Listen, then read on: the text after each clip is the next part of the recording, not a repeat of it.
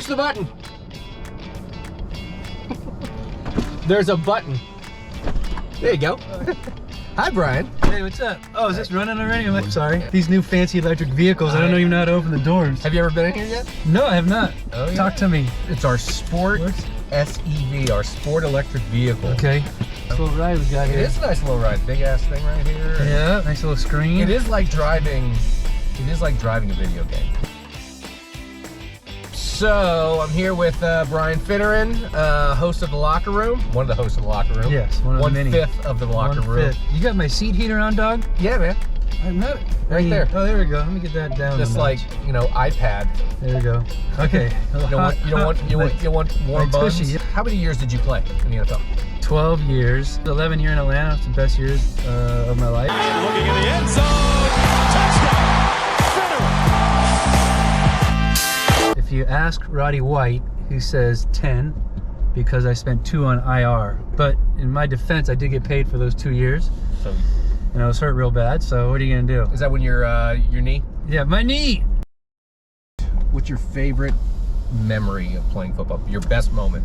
You'll never forget your first touchdown as an NFL player. So Chris Chandler was our quarterback. It was 2001, I believe. And he looked out at me and gave me a hitch sign like you're married. Hitch, hitch, hitch. And I did. He threw a perfect pass high and outside. Corner took a bad angle, and I went down the sideline for a 47-yard touchdown. So that was my first touchdown in a real game, and then I went over and dunked on the goalpost, which I always wanted to do. You got to play with some pretty damn good quarterbacks in your career. What was Mike like? Michael Vick was awesome. Great guy, good personality. He was funny. His locker was right next to mine for the 6 years that we played together and worked together. He was thoughtful. I heard a story one time about him being in our local Publix up in Duluth, in Kroger or whatever it was, and just a lady with a couple kids running around in front of her getting ready to pay her for all her groceries for the week or whatever, and he just took it upon himself to pay for her bill. Nobody really knew about it, but it was a story that was running around a little bit, so he would do little things like that. Have you ever heard of a guy played receiver for him, Brian Finneran? Yes, sir. He did. What'd you think about his game? Yeah? Yep. Solid player? Yep. Yeah? There's a receiver, Brian Finneran. What'd you think about his game? I love Brian Finneran. When I was playing Madden back in the day, that was my go-to receiver. Do you ever hear of Brian Finneran? Yes, that's you. What got you into broadcasting? What the hell were you thinking? So I had a 1-hour show in like 2003. I just had a great year with Vick. I was kind of coming to my own, and my agent set it up, or they approached me. 680 The Fan approached me. So I did a 1-hour show with those guys at the dealership. I got to drive a Hummer around for 6 months, so it was cool. Not bad. I was terrible. Perry tried to pull stuff out of me. I wouldn't give him anything. I didn't even know. It was really not good. So when I tore my knee up in 2006, I just rehabbed the whole time. My whole goal was getting back in the league, getting back on the Falcons. 10 months later, I tear it up again.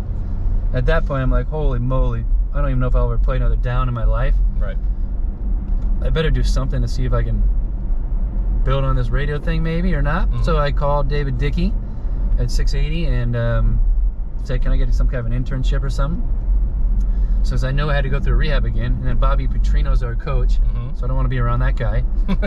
So I went Monday, Thursday, Friday from like 7 to 10 on the morning show with Rude and Sandra and Perry, and I think Leo Mazzoni was in there some days too. He was.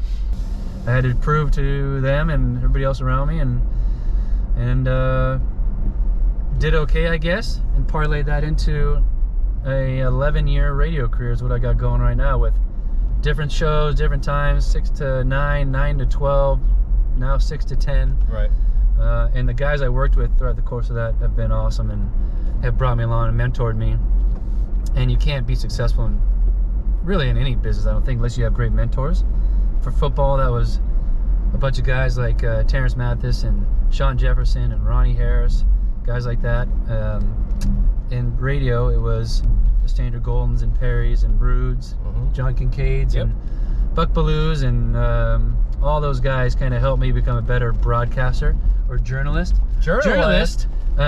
So I think a big thanks that goes out to all those guys. So that's how I got into it, and I never in my wildest dreams thought I'd be doing it this long, and this many time areas and spots and this many different people and shows. So it's been interesting, and I've enjoyed it. And As a former athlete, though, Yeah. do you have a different perspective on how you talk to, how you interview? yeah, You know, yeah, it's- you know, absolutely. you guys kind of got into it today about a certain Falcons quarterback that's MIA right now. Yeah, and Marcus. it was, but you know, you come from, and all you guys actually. I mean, a lot of you guys in the locker room, you all played. I Right. mean, and you all played at a very high level, so you have this perspective that not a lot of other people do. Do you give athletes more of a pass, or do you a little bit more? You hit them a little bit harder because you're like, I know you're bullshitting me. Right. So it depends what they're doing. If they don't do the right thing on the football field, it's hammer time, dude. I'm all in on him. I'm Right. going to tell you that Salty he did Finn. the wrong thing. Yeah, he should have made that play. He ran the wrong route. He didn't bend it behind the linebacker. That's when I'll get on you pretty hard. This situation, the Mariota quitting, I Allegedly. yes, All right. until something else comes out and tells me I you agree. didn't quit, I'm going to call how I see it, and that's how I see it. All right, my man. I appreciate you.